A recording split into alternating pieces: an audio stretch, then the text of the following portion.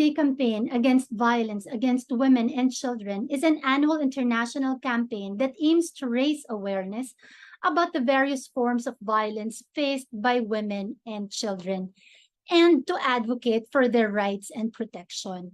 This campaign begins on November 25th, which is the International Day of the Elimination of Violence Against Women, and ends on December 12th, which is the International Day of the Rights of the Child. Violence against women encompasses a wide range of abusive behaviors that are primarily targeted at women because of their gender.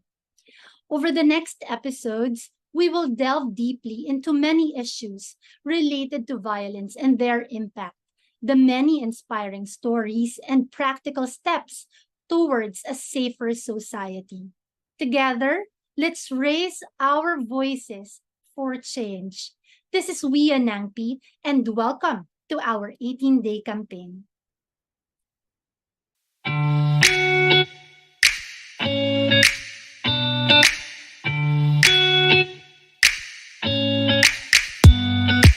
Important disclaimer. This podcast may contain content, language, and discussions that could be unsuitable for certain audiences. Listener discretion is advised. The views and opinions expressed by the hosts and guests are their own and do not necessarily reflect the views of the podcast platform. Parental guidance is recommended. Additionally, please be aware that this episode includes discussions about violence against women. A trigger warning is issued, and we encourage sensitive listeners to exercise caution. Thank you for understanding.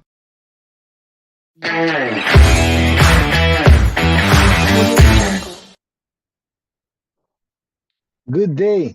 So today we're going to continue to talk about cyber libel and cybercrime in general in continuation of our 18-day campaign to end violence. Sa hindi pa nakakilala sa akin, ako si Atty. Jose Vicente Ventosa III. You can call me Atty. Blue for short. I am a member of the Board of Directors of Silangan Multipurpose Cooperative based here in Davao City and the chairperson of the Gender and Development Committee of Silangan Multipurpose Cooperative. Likewise, I am the Mindanao representative and the vice chairperson of the GAD Committee of NATCO Network. So, let's start our discussion. So, cybercrime. What is cybercrime? So, in this discussion, we will know what is cybercrime, the kinds of cybercrime, and acts against cybercrime. We will talk about cybercrime first. So, what is cybercrime? So today, the internet is perhaps most influential technological invention and continues to change daily life for virtually everyone here on Earth now. Millions of people are plugged into cyberspace and thousands more enter the online world every day. As internet and computer technologies continue to thrive, criminals have found ways to use these technologies as a tool for other deviant acts. So the terms cybercrime and computer crime have become nearly synonymous, although there is a difference between these two events. Cybercrimes typically are those in which special knowledge of cyberspace is used to commit a crime, whereas computer crimes are those in which the perpetrator uses computer technology to offend. The term cybercrime refers to the wide range of deviant and criminal behaviors that are facilitated in part by computer technology. Did you know that cybercrime involves one or both of the following? First, criminal activity targeting computers using viruses and other types of malware. Computers may, will be infected with malware to damage devices or stop from working. They may also use malware to delete or steal data. Or cybercriminals may stop users from using a website or network or prevent a business providing a software service to its customers, which is called a DOS or denial of service attack. And B, criminal activity using computers to commit other crimes. It may involve using computers or networks to spread malware, legal information, or illegal images. Cybercriminals often use both once or at the same time. They may target computers with viruses first and then use them to spread malware to other machines or throughout the network. Some jurisdictions recognize a third category of cybercrime, which whereas a computer is used as an accessory to a crime. Next, we'll talk about kinds of cybercrime.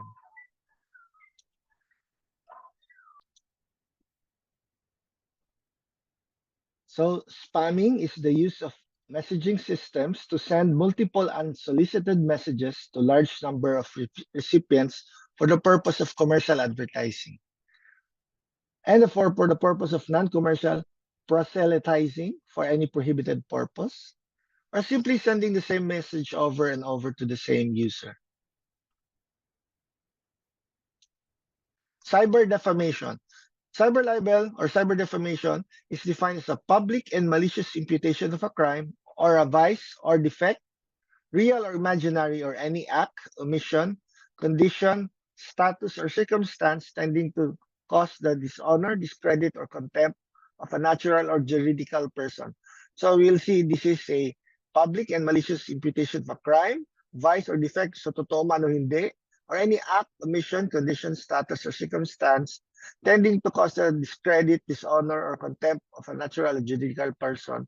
So pwedeng natural persons like you and me, or juridical persons like cooperative, corporations, estates, and other partnerships. No? Or to blacken the memory of one who is dead. So kahit patay na, pwede ho palang ma-libel, no? Or ma-defame. No?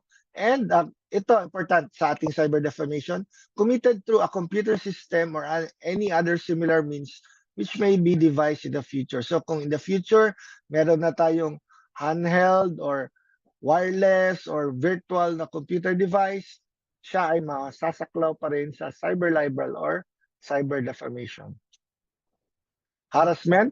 Sexual harassment or cyber harassment is defined as a repeated, unsolicited, hostile behavior by a person through cyberspace with an intent to terrify, intimidate, humiliate, threaten, harass, or stalk someone. Any harassment caused through electronic media is considered to have a similar impact as traditional offense of harassment. It can be done through various means of information and communication technology as depicted. Cyber stalking naman. What is cyber stalking? So it's just like stalking in the real world. Cyber stalking is the use of the internet or other electronic means to stalk or harass an individual, group, or organization. It may include false accusations, defamation, slander, and libel. It may also include monitoring, identity theft, threats, vandalism, solicitation for sex, doxing, or blackmail. How about illegal content? This cybercrime involves criminals using and distributing inappropriate content that can be considered highly distressing and offensive. Offensive content can include, but is not limited to, sexual activity between adults, videos with intense violence, and videos of criminal activity. Illegal content includes materials advocating terrorism, related acts, and child exploitation material. This type of content exists both in the everyday internet on the dark web, an anonymous network. Online scams. Ano itong mga online scams? These are usually in the form of ads or spam emails that include promises or rewards or offers of unrealistic amounts of money. Online scams include enticing offers that are too good to be true and when clicked on can cause malware to interfere and compromise information. Phishing. Phishing naman is just like the real phishing. No? This type of attack involves hackers sending malicious email attachments or URLs to users to gain access to their accounts or computers. So wag tayo basta-basta mag-click agad sa ating emails, sa ating messenger, or sa ating mga social media kasi yan ay sort of ma-control nila ang ating computers. No? So cyber criminals are becoming more established and many of these emails are not flagged as spam. So hindi agad makikita ng ating system na spam ito. Users are tricked into emails claiming that they need to change their password or update their billing information, giving criminals access. So yung ating mga OTP, ating mga date of birth, mga account numbers, legitimacy or our bank's do not really need that, no? So, hindi yan siya kinukuha sa atin. Yung mga credit card numbers, yung CVC nating credit cards, so wag basta-basta ibigay. Intellectual property naman is the access, distribution, and or use of intellectual property without and or beyond initial authorization in violation of the rights of the owner or owners of the intellectual properties concerned is identified or considered as intellectual property crime or intellectual property theft. Yung common example natin, no, yung gumagamit tayo ng mga music or videos or images na copyright material, tina-flag tayo ni Meta sa Facebook or ni YouTube. Credit card fraud naman is the unauthorized use of a credit or debit card or similar payment tool, yung ating mga similar tools like ACH, EFT, recurring charges, etc., to fraudulently obtain money or property, no? And credit and debit card numbers can be stolen from unsecured websites or can be obtained in an identity theft scheme. So, minsan nagbo-book tayo online sa mga hotel applications, sa mga flights, no? Sa ating mga mahilig tayo dyan sa online shopping, wag natin i-save yung ating credit card details kasi baka makuha ng ibang tao, delikado tayo. Bahala na lang, paulit-ulit tayo mag-enter ng ating credit card details, numbers, pero as much as possible, wag natin po i-save online. Webjacking, so parang hijacking, no? So this method is used in social media where the attackers create a fake website, and when the website opens it will redirect to another website and harm the user system.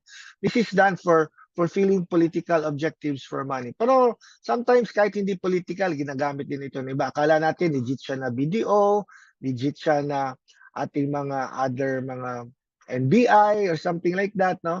Then pagpasok natin, yun, akala natin legit yun na website pero hindi pala at nakukuha na rin yung ating mga personal information.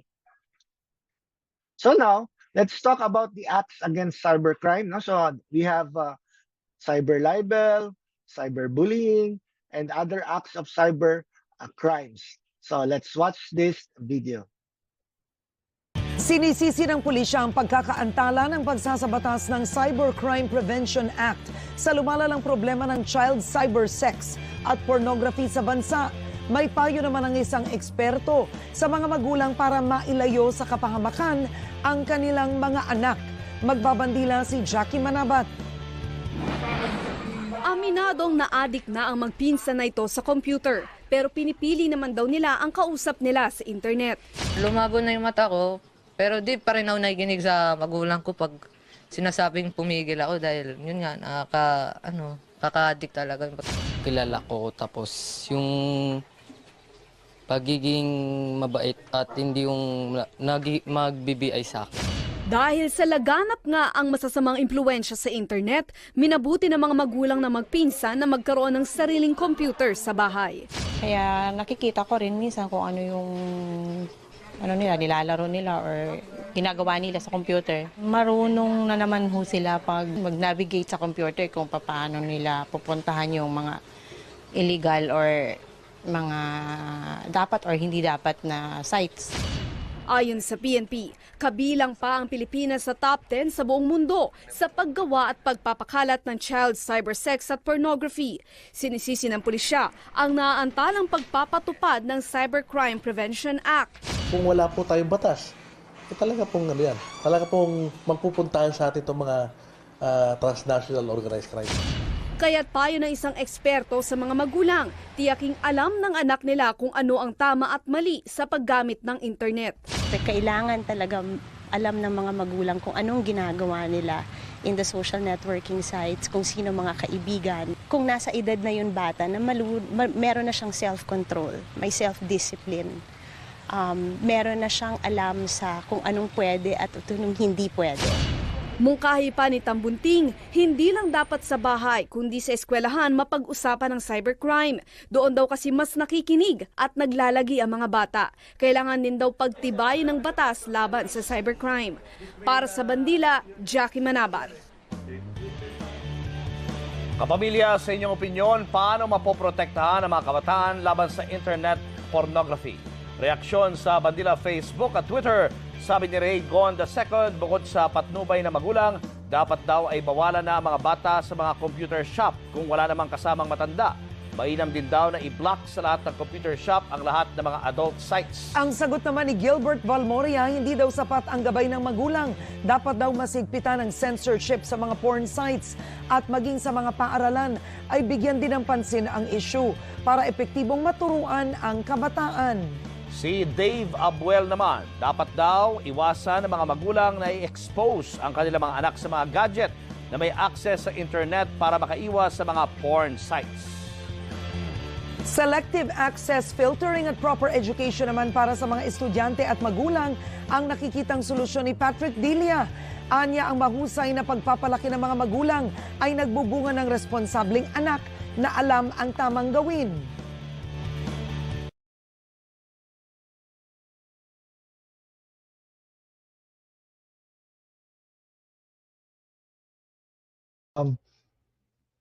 Meron na tayong konting background about yung cybercrime. Yun, dami nating mga kabataang na-addict na sa online at yung mga napupunta sa kung saan-saan sites.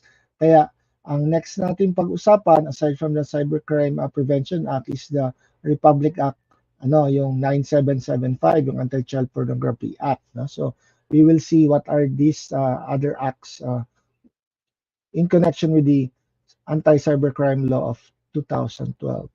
So meron na tayong Cybercrime Prevention Act of 2012, Republic Act 10175, na nagfo-focus doon sa preemption, prevention, and prosecution of cybercrimes, which are offenses against the privacy, confidentiality, and the other computer-related offenses na ginagamit yung information and communication technology. Ang original goal naman nitong ating Republic Act 10175 was to penalize acts, Ito, yung Republic Act 9775 like cyber sex and child pornography, and Republic Act 10173 yung Anti-Electronic Device Act, yung identity theft and unsolicited electronic communications. Pero dahil may nag-question sa Supreme Court, medyo naantala itong batas na ito pag-i-implement. Now, ang sinasanction po ng Cybercrime Prevention Act of 2012 of Republic Act 10175, yung content-related offenses, using itong computer system like cyber sex, child pornography, and libel. In addition, pati mga unsolicited commercial communications or content that advertises or sells products or services naman is also punished na kapag hindi nagpapaalam. Pero sa totoo lang ngayon, daming bigla na lang text sa atin or pumupunta tayo sa isang locality, sa isang lugar, parang alam nila nandun tayo, welcome to blank hotel or welcome here, So, minsan hindi naman natin masyado pinapansin, but actually those are illegal, Kasi hindi naman natin sila sinusolicit at sila ay basta-basta na lang nagbibigay ng mga ads kung ano pa sa ating mga devices. Then, ang Cybercrime Prevention Act of 2012, makasentence po ito ng up to 12 years in prison, kung meron tayong mga defamatory commentaries on social media such as Facebook and Twitter. Later on, we will also go deeper dito sa ating sa Cybercrime Prevention Act of 2012.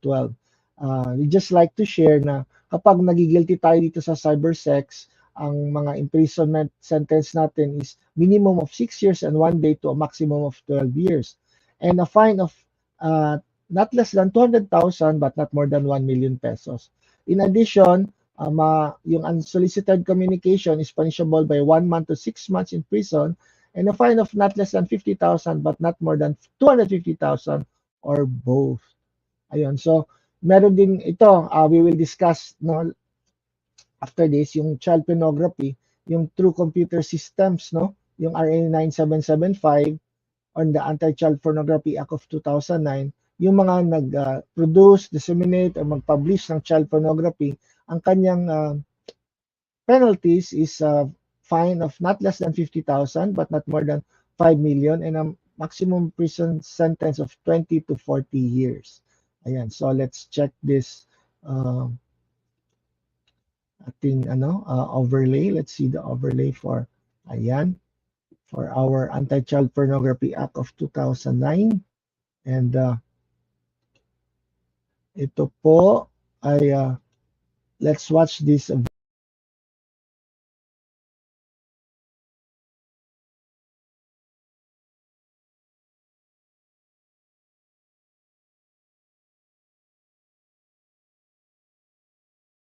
have the right to remain silent. Australian national Peter Scully was arrested a few months ago by Philippine authorities for the rape and murder of a 12-year-old girl. He's also accused of running a cyber sex business in which children as young as 2 years old were filmed and their videos sold to online buyers abroad. Another foreign national was arrested a few days ago. Prosper Slackmulders is a former mayor from Belgium. He is also accused of child pornography. Interpol and the Federal Bureau of Investigations have warned the Philippine government that the country has become a hub for a billion-dollar global cyber sex industry. The head of the Philippine Cybercrime Division says the situation is worrying. There is a large community of child abusers who have found an online platform. I think it's an eye-opener for the government and for the law enforcers that our children here are very vulnerable in this kind of crime. And it gives more reason for the law enforcers to double their effort in trying to protect our children. The number of government raids and arrests like this one are increasing. The rise of child pornography is alarming. Porn sites showing children rose by over 300% since 2011, according to government data. Online child abuse is the leading cybercrime in the country, and it is a crime that is difficult to fight. Many of these abuses happen in far-flung villages. Often, abusers target children from impoverished communities. It has a very, very deep and traumatic impact on a child. The difference between sexual abuse and other abuses is that the child is usually groomed for a period before the abuse happens, and the child is convinced by the perpetrator that this is something we do together. The Stairway Foundation has been rescuing abused children for over 25 years. Theater has helped many children recover. Through art, they have managed to break the silence of their abusive past. Like Rinaldo Arevalo, who finally found the courage to speak out about what he suffered as a young boy. Now, he helps other boys who are in a similar situation. Children must be protected of their rights, of their bodies, because in their eyes, everything is sacred. Hundreds of Filipino children are believed to be vulnerable to online abuse.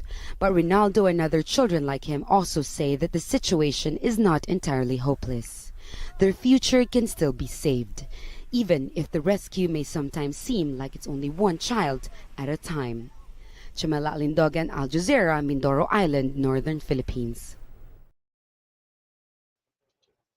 All right, so after that, we will now proceed to Republic Act 9775. So ano ang nakalagay po dito? It guarantees the fundamental rights of the child, special protection from all forms of neglect, abuse, cruelty, exploitation, and other conditions prejudicial to his or her development. Alam natin, meron tayong Republic Act 7610, yung Anti-Child Abuse Law. So, dinagdagan lang ito. And maybe later on, we'll also update what are the other amendments to this law. Dapat daw protektahan ng every child from all forms of exploitation and abuse, including but not limited to the use of a child in pornographic performances and materials, and the inducement or coercion of a child to engage or be involved in pornography through whatever means. No? So, kahit laro, kahit pinilit, or kahit hindi naman direkta or indirectly, basta may pornography involved, yan, bawal ito sa batas na to. Ano yung mga sinasaad sa Section 4? So, it shall be unlawful or prohibited, no, for any person to hire, employ, use, persuade, or induce or coerce a child to perform the creation or production for any form of child pornography, to produce, direct, manufacture, or create any form of child pornography, and to publish, offer, transmit, sell, distribute, broadcast, advertise, promote, export, or import any form of child pornography. So, also to possess any form of child pornography with the intent to sell, distribute, publish, or broadcast, provided that possession of these three or more articles of child pornography of the same form shall be prima facie evidence of the intent to sell, distribute, publish, or broadcast. So, kung itong marami ka ng mga materials dyan na parang involving child pornography, meron ng sinasabi ang batas na ikaw ay may prima facie na intention or ebidensya ito na gusto mong mag-sell, mag-distribute, or mag-publish nitong child pornographic materials. And letter E, to knowingly, willfully, and intentionally provide a venue for the commission of prohibited acts such as not but limited to dens, private rooms, cubicles, cinemas, houses, or in establishments purporting to be legitimate businesses. So akala natin parang inosente lang siya na establishmento, pero ano na pala, it's a den for child pornography. And letter F, for film distributors naman, theaters and telecommunication companies, or by themselves in cooperation with other entities, na mag-distribute kayo ng child pornography.